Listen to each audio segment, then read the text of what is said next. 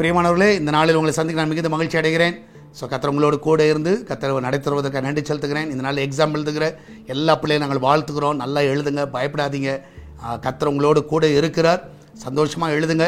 கர்த்தர் உங்கள் வாழ்க்கையில் என்ன சித்தம் வச்சிருக்காரோ அது கண்டிப்பாக நிறைவேறும். இந்த நாளில் கர்த்தர் நமக்கு கொடுக்குற வார்த்தை சங்கீதம் 4வது சங்கீதம் 8வது வசனம், Psalms 4:8. சமாதானத்தோடு படுத்துக்கொண்டு நித்திரை செய்வேன், கர்த்தாவே நீர் ஒருவரே என்னை சுகமாய் தங்க பண்ணுகிறீர்.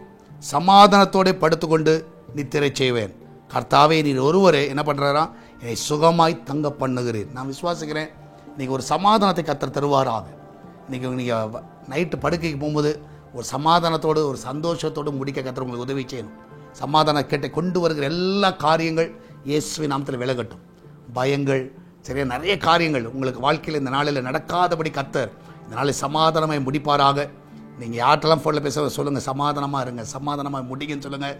நிச்சயமாக கர்த்தர் சமாதானத்தை கட்டளையிடுவார். நீங்கள் சுகமாய் தங்குவீர்கள். நம்ம எல்லாம் ஜெபம் பண்ணுவோமா?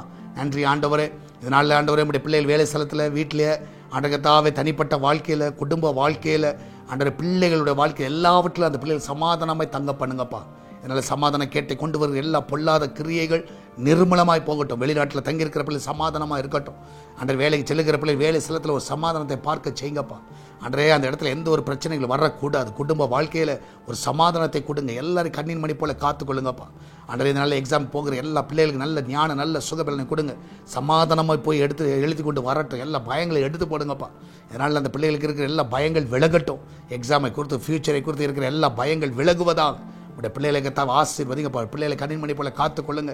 பிரசவத்துக்கு போகிற பிள்ளைகள் எந்த ஒரு பயம் இல்லாமல் சுகமாய் போகட்டும். சுகத்தோடு ஆண்டவரே பிள்ளையை பெற்றெடுத்து சுகமாய் வீட்டுக்கு வரட்டும். சமாதானமாய் வரட்டும் ஆண்டவர். இன்றைக்கி நடக்கிற எல்லா திருமண காரியங்களில் சமாதானம் பார்க்கட்டும் ஆண்டவர். அந்த இடத்துல சண்டைகளோ சச்சரவுகளோ வரக்கூடாது. அந்த திருமணங்கள்லாம் நேர்த்தியாக நடக்க உதவி செய்யுங்க ஆண்டவர். அன்றைய இந்த நாளில் பர்த்டே, வெட்டிங் அனிவர்சரி கொண்டாடுற எல்லா பிள்ளைகளுடைய குடும்பங்களில் சமாதானத்தை பார்க்கட்டும். இந்த நாளில் கத்த தேவன் தான் அந்த குடும்பத்தை கட்டி எழுப்புவீராக. அன்றைய கத்தாவை எல்லாரையும் ஆசீர்வதிங்கப்பா. பிஸ்னஸ் பண்ணுகிற எல்லா பிள்ளைகளும் நல்ல சமாதானத்தை கொடுங்க. அன்றைய கத்தா இந்த நாள் சால்வேஷன் டிவிக்காக ஜெபிக்கிறோம், எஸ்தர் திருச்சபைக்காக ஜெபிக்கிறோம். அன்றைய சபைக்கு வருகிற பிள்ளைகள், வராத பிள்ளைகள் எல்லாரையும் ஆசீர்வதிங்க. எல்லா குடும்பங்கள் சமாதானமாக இருக்க உதவி செய்யுங்க. தொடர்ந்து நம்ம கரம் அற்புதமாய் தாங்கட்டும், வழி நடத்தட்டும். அன்றைய கத்தா ஹாஸ்பிட்டலில் இருக்கிற பிள்ளைகள் சுகமாய் வீட்டுக்கு வரட்டும். சமாதானமாய் காத்துக்கொள்ளுங்க. எல்லாரும் இந்த நாளில் சமாதானமாய் காத்துக்கொள்ளுங்க. இயேசுவின் நாமத்தில் ஜெபிக்கிறோம். ஆமென், ஆமென். பிறவனை கர்த்தர் உங்க கூட இருக்கிற, தைரியமாக இருங்க, கலங்காதீங்க. கர்த்தர் உங்களை சமாதானமாய் காத்துக்கொள்வார். God bless you.